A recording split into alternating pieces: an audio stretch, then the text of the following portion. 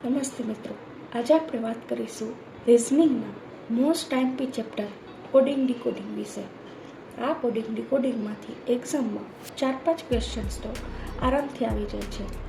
આ વિડીયોમાં આપણે જોશું બેઝિકથી લઈને એના કોડિંગ ડીકોડિંગના ટાઈપ્સ અને એક્ઝામ્પલ્સ માટે વિડીયો છેલ્લે સુધી જોજો. ચાલો શરૂ કરીએ. સૌપ્રથમ તો A to Zની આ સંખ્યા યાદ રાખી લેવાની થાય છે. A to Z આગળથી અને પાછળથી. મિત્રો, આગળથી તો આપણને બધાને ખ્યાલ આવી જાય કેમ કે એની શોર્ટકટ કી છે EJOT.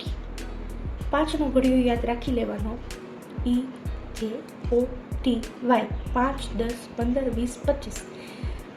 સેમ એવી રીતના જો ઉલટો ક્રમ લે તો E 22, J 17, O 12, T 7, Y 2. આ નંબર યાદ રાખી લેવા જેથી એક્ઝામમાં સહેલું પડે.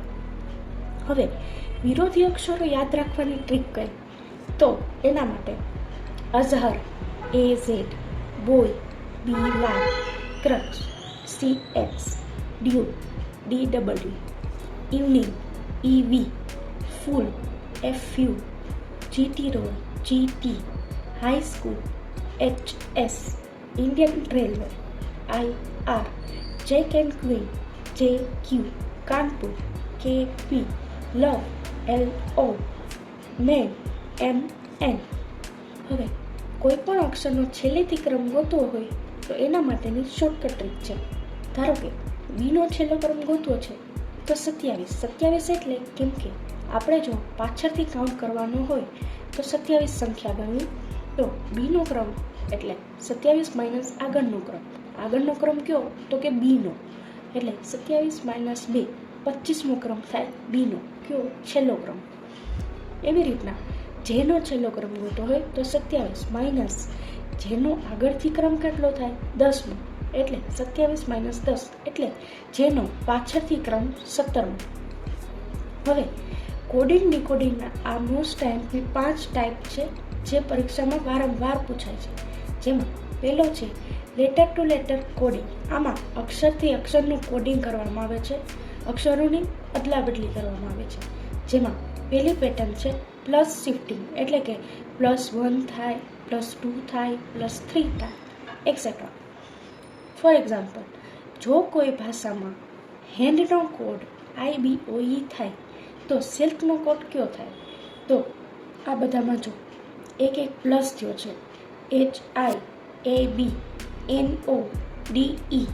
તો એવી રીતના સિલ્કનું ગોતવું હોય તો એક પ્લસ કરવાનો એટલે STIJLMKA. રાઈટ આન્સર છે TJML. હવે પેટર્ન 2 ઓપોઝિટ લેટર્સ. આમાં વિરોધી સંખ્યા ધ્યાનમાં લેવાની હોય. ફોર એક્ઝામ્પલ, જો કિંગનો કોડ PRMT થાય તો રેઇનનો કોડ શું થાય? તો KING PRMT. કેની વિરુદ્ધમાં P છે, આઈની વિરુદ્ધમાં R છે, એનની વિરુદ્ધમાં M છે, જીની વિરુદ્ધમાં T છે. એવી જ રીતના રેનમાં તો RIAZIRNM. રાઈટ આન્સર છે IZRL. હવે બીજો ટાઈપ જોઈએ નંબર ઓર સિમ્બોલ કોડિંગ એટલે કે નંબર અથવા ચિહ્નોનું કોડિંગ હોય. એમાં પહેલી પેટર્ન જોઈએ ડિરેક્ટ કોડિંગ. આ સૌથી સહેલી હોય છે. ફોર એક્ઝામ્પલ, જો ફાયરનો કોડ $@ અને ડીલનો કોડ $, પ્લસ હોય તો ફેલનો કોડ કયો? તો હવે જો આ બે કોડમાંથી જ જે કોડ શોધવાનો હોય એ મળી જાય. સપોઝ ટુ Fનો કોડ શું છે આમાં? તો હેઝ. એનો કોડ શું છે? તો $. આઈનો કોડ શું છે? %. એલનો કોડ શું છે? પ્લસ. રાઈટ આન્સર આવે હેઝ %+. હવે બીજી પેટર્ન જોઈએ. એમાં એટલે પ્લેસ વેલ્યુઝ. અક્ષરોના સ્થાનની કિંમત હોય. સપોઝ કે જો કેટનો કોડ 24 હોય તો ડોગનો કોડ કયો? હવે CAT. C એટલે ત્રીજો નંબર, A એટલે પહેલો નંબર, T એટલે 20મો નંબર એટલે આ બધાનો ટોટલ 24. હવે એવી રીતના પૂછ્યું ડોગનું તો ડી ચોથું, ઓ 15નું, જી 7નું. આ બધાનો ટોટલ 26, એટલે ડોગનો કોડ 26. ત્રીજો પ્રકાર સબસ્ટિટ્યુશન કોડિંગ. આમાં એક નામની જગ્યાએ બીજું નામ આપી દેવામાં આવે છે. ફોર એક્ઝામ્પલ, જો આકાશને વરસાદ કહેવાય, વરસાદને લીલો કહેવાય, લીલોને વાદળી કહેવાય અને વાદળીને લાલ કહેવાય, તો ઘાસનો સાચો રંગ કયો? હવે ઘાસનો સાચો રંગ કયો હોય છે?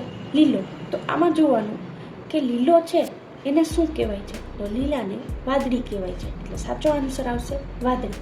મિત્રો, આમાં એક વાત યાદ રાખજો કે આ ભલે આટલું બધું આપેલું હોય, પણ આપણે ખાલી જે પૂછ્યું હોય ને કે આનું આ શું કહેવાય, બસ આપણે એનાથી જ મતલબ હોય, એનું જ શોધવાનું. પછી આખી રકમ ભલે ગમે એટલી મોટી હોય. ચોથું, કન્ડિશનલ કોડિંગ. શરતોને વાંચીને કોડ નક્કી કરવાનો હોય. ફોર એક્ઝામ્પલ, જો આવી રીતના અક્ષર અને કોડ આપણને આપેલા હોય, હવે એમાં શરતો આપી હોય, તો પહેલી શરત, જો પહેલો અક્ષર વ્યંજન હોય અને છેલ્લો અક્ષર સ્વર હોય, તો એ બંનેનો કોડ બદલીને સ્ટાર કરી દેવો. બીજી પણ શરત છે કે જો પહેલો અને છેલ્લો બંને વ્યંજન હોય, તો તેમના કોડ સામસામા બદલી નાખવા.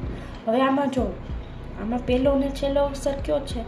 તો કે વ્યંજન છે, એટલે બીનો કોડ 5 છે, ટીનો કોડ 2 છે, એટલે કોડની અદલા બદલી થશે. નિયમ 2 લાગુ પડશે, એટલે આન્સર આવશે $2.7@5. પાંચમો પ્રકાર જોઈએ ફિક્ટિશિયસ લેંગ્વેજ કોડિંગ, એટલે કે એમાં સાંકેતિક ભાષા કે ચાઇનીઝ કોડિંગનો યુઝ થાય. ફોર એક્ઝામ્પલ, ટાઈલો પાનો અર્થ હી ઇઝ વેલ થાય, પાના ડાનો અર્થ સી ઇઝ સ્માર્ટ થાય, તો ઇઝનો કોડ શું થાય? હવે આમાં ટાઈલો પા અને પાના ડા બંનેમાં કોમન કયું છે? PA. He is well, she is smart, એ બેમાં કોમન શું છે? ઇઝ, એટલે ઇઝનો કોડ થશે PA. મિત્રો, આ હતા કોડિંગ ડીકોડિંગના ઇમ્પોર્ટન્ટ ટાઈપ્સ. તમે જો કોડિંગ ડીકોડિંગનો બેઝ ક્લિયર કરવો હોય તો આ વિડીયો તમારા માટે ખૂબ જ ઉપયોગી છે. મિત્રો, તમને હોમવર્ક માટે મેં આ 2 ક્વેશ્ચન્સ આપેલા છે, જેના જવાબ મને કમેન્ટ બોક્સમાં જરૂર જણાવજો. મળશું આપણે નેક્સ્ટ લેક્ચરમાં. Thank you.